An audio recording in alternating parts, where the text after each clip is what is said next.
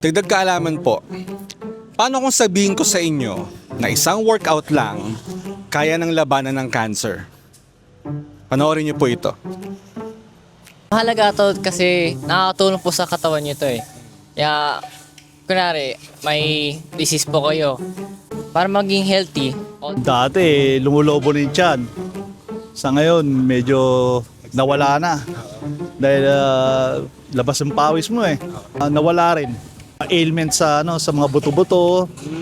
Ayon sa bagong pag-aaral, isang session ng ehersisyo, oo, kahit isang beses lang, pwedeng magpabagal ng cancer cell growth ng hanggang 30%. Kapag nag-ehersisyo ka, naglalabas ang muscles mo ng myokines, mga proteinang lumalaban sa cancer.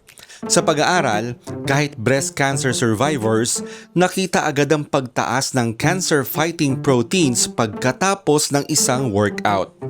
Sabi ng mga researchers, parang natural na gamot ito, hindi lang para lumakas ka, kundi para bawasan ang inflammation at pigilan ng cancer na tumubo o bumalik.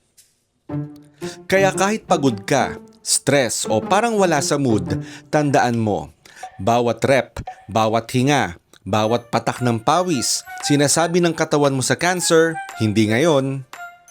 Kaya po, bakit hindi nyo subukan? Hindi lang ito basta fitness, kundi isang tahimik na laban para sa ating mga kalusugan. Sana may natutuhan kayo at laging tatandaan, mapalad po ang tao na nakakasumpong ng karunungan at ang tao na nagtatamo ng kaunawaan.